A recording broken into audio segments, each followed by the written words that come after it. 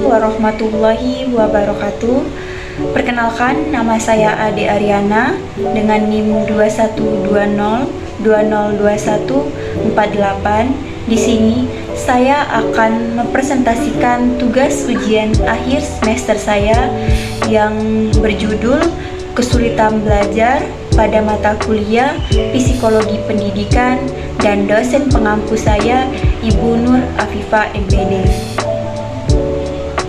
Selanjutnya, untuk pembahasan saya di sini ada 5. Yang pertama yaitu pengertian kesulitan belajar, yang kedua yaitu indikasi kesulitan belajar, yang ketiga adalah faktor-faktor penyebab kesulitan belajar, yang keempat adalah bentuk-bentuk kesulitan belajar, yang kelima adalah cara mengatasi kesulitan belajar. Baik, sebelum kita mengetahui apa itu kesulitan belajar, kita harus mengetahui terlebih dahulu apa itu kesulitan. Di dalam Kamus Besar Bahasa Indonesia menyebutkan bahwasanya kesulitan adalah suatu dalam kondisi kesusahan ataupun dalam kondisi kesulitan. Jadi dalam kondisi ini memperlihatkan adanya hambatan-hambatan dalam mencapai suatu kegiatan. Sedangkan belajar adalah proses di mana peserta didik mengalami perubahan dari satu kondisi ke kondisi yang lain, di mana kondisi ini haruslah terencana, terkontrol, dan terkendali serta sistematis. Apa itu kesulitan belajar? Secara harfiah, kesulitan belajar merupakan terjemahan dari bahasa Inggris yaitu learning disability. Apa itu learning disability? Learning disability adalah ketidakmampuan belajar.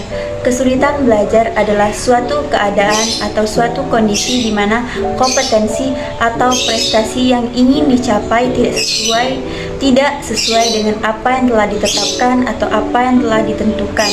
Kondisi ini disebabkan oleh faktor biologis, fisiologis, dan psikologis. Kesulitan belajar dapat juga diartikan sebagai suatu kondisi ataupun proses belajar yang ditandai dengan adanya hambatan-hambatan tertentu untuk mencapai hasil dari proses pembelajaran tersebut. Hambatan-hambatan belajar ini bukan hanyalah masalah instruksional ataupun pedagogis saja, tetapi merujuk pada masalah psikologis. Peserta didik yang mengalami hambatan-hambatan dalam proses pembelajarannya akan mendapatkan hasil pembelajaran yang kurang optimal ataupun akan mendapatkan hasil pembelajaran yang buruk dari peserta didik yang lain. Baik, untuk pembahasan yang kedua adalah indikasi belajar. Indikasi sendiri adalah tanda-tanda yang menarik perhatian, petunjuk, mempunyai petunjuk atau tanda-tanda. Jadi kesulitan belajar adalah kondisi yang dialami oleh siswa yang ditandai dengan adanya hambatan-hambatan tertentu dalam menyerap pembelajaran yang disebabkan oleh banyak faktor. Contohnya saja faktor psikologis. Peserta didik yang mengalami gangguan pada faktor psikologis akan mengalami kesusahan dalam mendengar, berbicara, membaca, menulis, serta menghitung. Menurut Zainal Arifin, ada beberapa indikator dalam menunjukkan kesulitan belajar peserta didik. Untuk yang pertama yaitu peserta didik tidak dapat menguasai materi sesuai dengan waktu yang telah ditentukan. Jadi peserta didik ini kurang mampu menyerap materi yang disampaikan dengan cepat. Sebaliknya mereka sangat lambat dalam mencerna maupun menyerap materi apa yang disampaikan oleh gurunya. Yang kedua, peserta didik memperoleh peringkat hasil belajar yang rendah dibandingkan dengan peserta didik yang lain. Yang ketiga, peserta didik tidak dapat mencapai prestasi belajarnya sesuai dengan kemampuannya.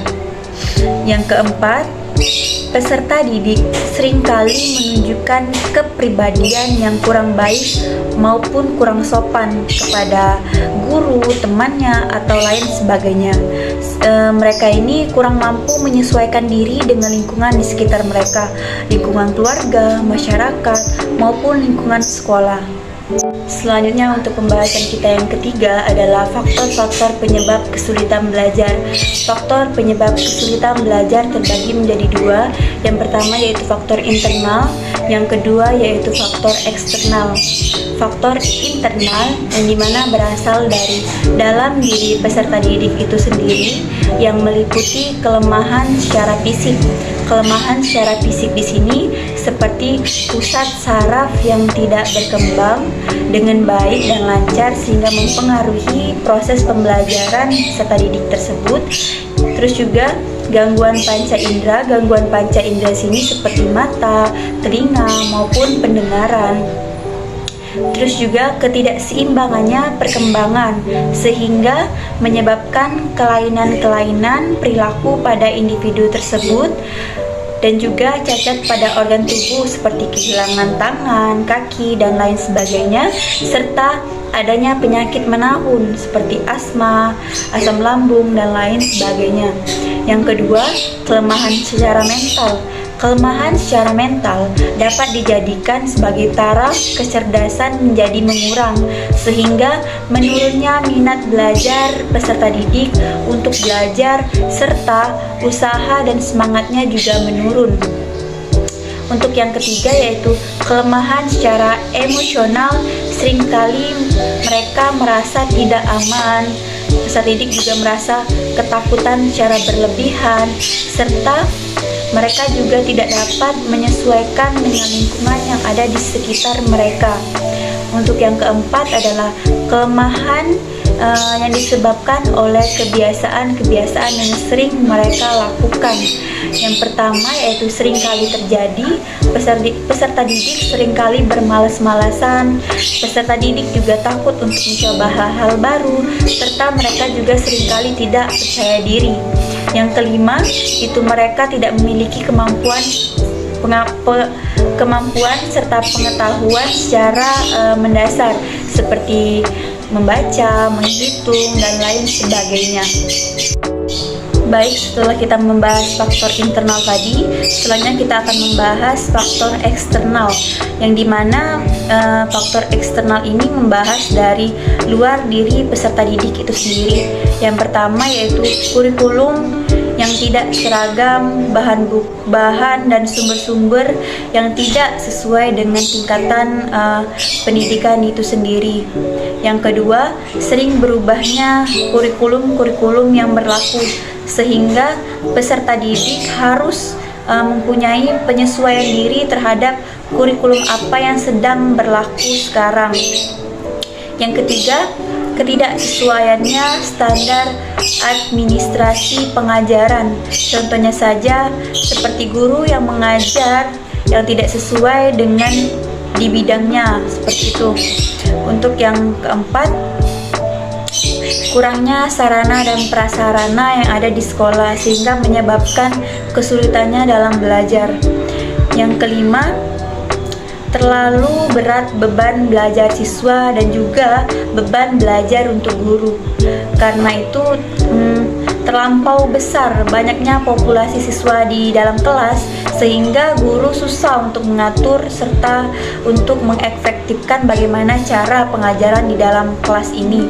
Terus juga dari peserta didik juga banyak jam-jam pelajaran di kegiatan di luar kelas. Selanjutnya juga yang keenam itu terlalu sering pindah sekolah atau seringkali tidak naik kelas sehingga membuatnya kesulitan untuk belajar untuk selanjutnya. Yang ketujuh yaitu faktor dari lingkungan keluarga. Terkadang lingkungan keluarga juga mempunyai faktor penyebab dari kesulitan belajar siswa tersebut. Yang kesembilan yaitu faktor yang menjadi penyebab kesulitan belajar, kelemahan yang terdapat dalam kondisi rumah tangga peserta didik itu sendiri, seperti status sosial, ekonomi keluarga, keutuhan keluarga, serta ketentraman dan keamanan sosial psikologisnya. Selanjutnya, sebagai orang tua kita haruslah memberi makanan yang bergizi untuk anak kita supaya dapat tumbuh sehat serta bergizi, sehingga dalam proses pembelajaran mereka pun dapat menyerap apa yang disampaikan oleh gurunya di dalam kelas. Baik, selanjutnya kita akan membahas pembahasan yang keempat, yaitu bentuk-bentuk dari kesulitan belajar itu sendiri. Kesulitan belajar atau learning disability atau learning difficulty adalah suatu kelainan yang membuat individu yang bersangkutan sulit untuk memahami ataupun untuk melakukan kegiatan pembelajaran secara efektif. Anak dengan kesulitan belajar adalah anak yang memiliki kesulitan dalam kemampuan belajarnya, sehingga tidak optimal dalam melakukan proses pembelajaran tersebut. Anak-anak yang mengalami kesulitan belajar di sini seringkali mengalami kesulitan untuk belajar, seperti susah untuk pemahaman atau penggunaan bahasa lisan maupun tulisan, serta susahnya untuk mengenal simbol-simbol, susahnya untuk mendengar, berpikir, membaca, menulis, serta lain sebagainya sesuai dengan kemampuannya masing-masing. Selanjutnya untuk bentuk-bentuk kesulitan belajar sendiri, di antara lain yang pertama yaitu disleksia. Apa itu disleksia? Disleksia adalah kategori bagi peserta didik yang mengalami gangguan parah dalam hal membaca, mengeja, dan mengeja. Disleksia sendiri adalah kesulitan membaca untuk memaknai simbol, huruf, angka melalui persepsi visual dan auditoris. Hal ini akan berdampak pada kemampuan membacanya serta pemahaman tulisan di papan tulis maupun di buku ataupun lain sebagainya. Contohnya saja seperti kelas menjadi kela, buku menjadi duku, dan lain sebagainya. Yang kedua yaitu disgrafia. Disgrafia adalah suatu kesulitan belajar yang mencakup kesulitan hal menulis tangan. Anak-anak dengan penyakit disgrafia ini sangat lambat untuk menulis dan juga hasil tulisannya sangat sulit untuk dibaca serta dipahami, dan seringkali mereka ini membuat kesalahan ejaan. Anak-anak disgrafia ini mereka seringkali melakukan kesalahan dalam menulis, seperti mereka ini tidak mampu dalam menyesuaikan kata atau bacaan yang sedang mereka tulis. Disgrafia ini merupakan kesulitan yang melibatkan proses menggambar simbol-simbol bunyi menjadi simbol huruf maupun angka. Untuk yang ketiga yaitu bentuk kesulitan diskalkulia. Apa itu diskalkulia? Diskalkulia adalah gangguan perkembangan aritmatika atau perhitungan. Seringkali anak didik mengalami kesulitan belajar perhitungan ini. Mereka seringkali salah menghitung maupun lambat untuk menghitung matematika, fisika, dan lain sebagainya. Baik, selanjutnya pembahasan kita yang kelima yaitu cara mengatasi kesulitan belajar. Sebelum kita menetapkan alternatif dari pemecahan masalah kesulitan belajar peserta didik, kita sebagai seorang guru sangat dianjurkan untuk terlebih dahulu melakukan identifikasi masalah apa yang sedang dialami oleh individu ini. Kita harus mengenali dulu gejala-gejala apa yang sedang dialami oleh peserta didik kita ini.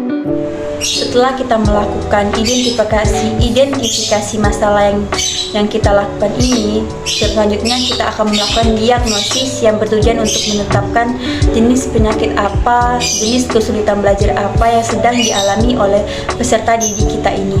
Dalam melakukan diagnosis, diperlukannya adanya prosedur yang terdiri dari langkah-langkah tertentu yang diorientasikan pada ditemukannya kesulitan belajar siswa ini, jenis apa yang sedang dialami oleh siswa tersebut. Langkah-langkah sebagai prosedur untuk mengetahui masalah apa yang sedang dialami oleh peserta didik ini. Yang pertama, kita harus melakukan observasi di kelas-kelas untuk melihat perilaku apa yang menyimpang dari siswa ini ketika mereka mengikuti pembelajaran di dalam kelas.